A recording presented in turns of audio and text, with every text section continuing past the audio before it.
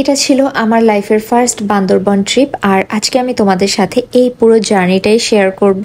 তো চলো বেশি কথা না বলে আজকের ব্লগটা আমরা শুরু করি। বান্দরবনে যাওয়ার জন্য আমাদের বাস ছিল 11টার সময়, তো আমরা 10টার দিকে একদম বাসা থেকে রেডি হয়ে বের হয়ে যাই। বেসিক্যালি হঠাৎই আমাদের দুজনের মাথায় আসে যে ঈদের ছুটিটাকে একটু কাজে লাগানো যাক, এর জন্যই সাডেন এই ট্রিপটাকে প্ল্যান করা হয়েছে।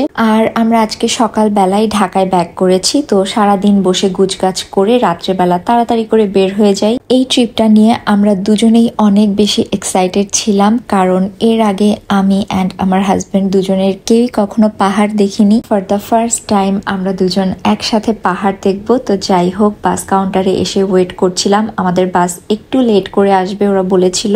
এই ফাঁকে আমরা দুজন একটু চা খেয়ে নিলাম, কারণ আজকে সারাদিনই আমার কাজের ব্যস্ততায় কেটেছে, একটু চা খাওয়ার সুযোগ হয়নি। চা খাওয়া শেষ করতে না করতেই আমাদের বাসও চলে আসে। আমি তো অনেক বেশি এক্সাইটেড যে নতুন একটা জায়গায় যাব, নতুন এক্সপিরিয়েন্স হবে। তো যাই হোক, আমরা বাসে উঠে যাই, আর বাসের সিটগুলো খুবই কমফোর্টেবল ছিল।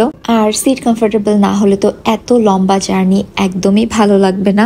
এরপরে দেখতে দেখতে আমাদের বাসটাও ছেড়ে দিল। এটা হচ্ছে ঢাকা চিটাগং হাইওয়ে, আর রাস্তায় বেশ ভালোই জ্যাম ছিল। তো আমি বাসে একদম আরাম করে বসে এখন দুজনে চিপস খাচ্ছিলাম। বাসে উঠলেই আমরা দুজনে কোনো না কোনো স্ন্যাক্স অলওয়েজ ক্যারি করি। তো এই তো দেখতে দেখতে আমাদের বাস কুমিল্লাতে যাত্রা বিরতি দিয়ে দিল।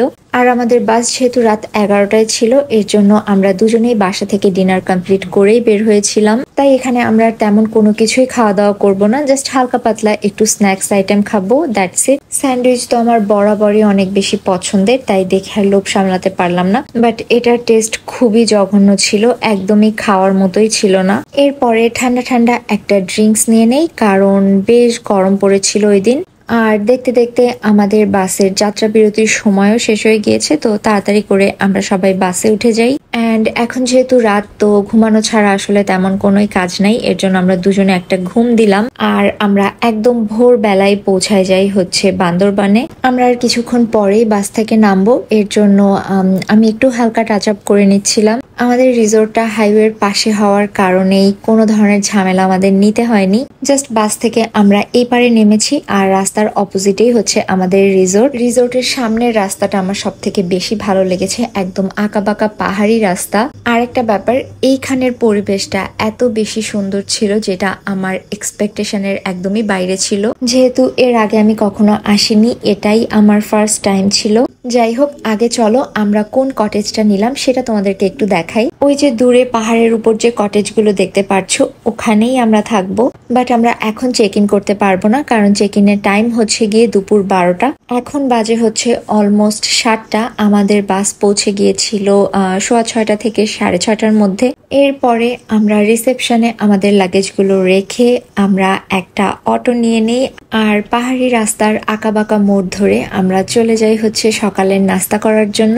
বান্দরবান বাস স্ট্যান্ড থেকে খুবই কাছে এই কলাপাতা রেস্টুরেন্টটা, আর আমরা চাচ্ছিলাম একদমই হালকা কোনো নাস্তা করতে।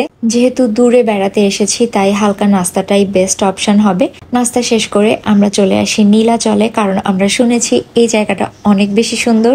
আর শেষ দুপুরের দিকে আসলে নাকি এখানে মেঘের দেখা পাওয়া যায়, বাট আমরা এসেছি সকালবেলা, তাই আর আমাদের ওইভাবে মেঘ দেখা হয়নি। আর এইখানে যেদিকেই তাকাচ্ছিলাম ওইদিকেই শুধু জবা ফুলের গাছ ছিল। আমার তো পার্সোনালি জবা ফুল খুবই পছন্দ, আর এই রাস্তাটা এত সুন্দর ছিল, আমার তো ইচ্ছাই করছিল যে আমি রাস্তাটা ধরে শুধু হাঁটতে থাকি। আসলে পাহাড় যে কতটা সুন্দর হতে পারে, এটা পাহাড়ে না আসলে কোনোদিনও ফিল করা সম্ভব না। আমার এটা ফার্স্ট টাইম পাহাড়ে আসা, আর আমার ইচ্ছাই করছে না যে আমি এখান থেকে চলে যাই। আমার মনে হচ্ছে যে এই পাহাড়ে আমার নিজের একটা বাড়ি থাকতো, তাহলে কতই না ভালো হতো। আর এইসব জিনিস ভাবতে ভাবতেই আমরা দুইজনে একদম পাহাড়ের অনেক নিচে চলে গিয়েছি। বাট এখন এখান থেকে উঠতে উঠতে লিটারালি আমাদের দুজনের জান বের হয়ে যাচ্ছে। আর এই যে হঠাৎ করেই রাস্তার পাশে দেখলাম অনেকগুলো লজ্জাবতী গাছ হয়ে আছে, সো আমি আঙুল দিয়ে একটু ওদেরকে নাড়াচাড়া দিচ্ছিলাম, আর পাতাগুলো কি সুন্দর বন্ধ হয়ে যাচ্ছিল।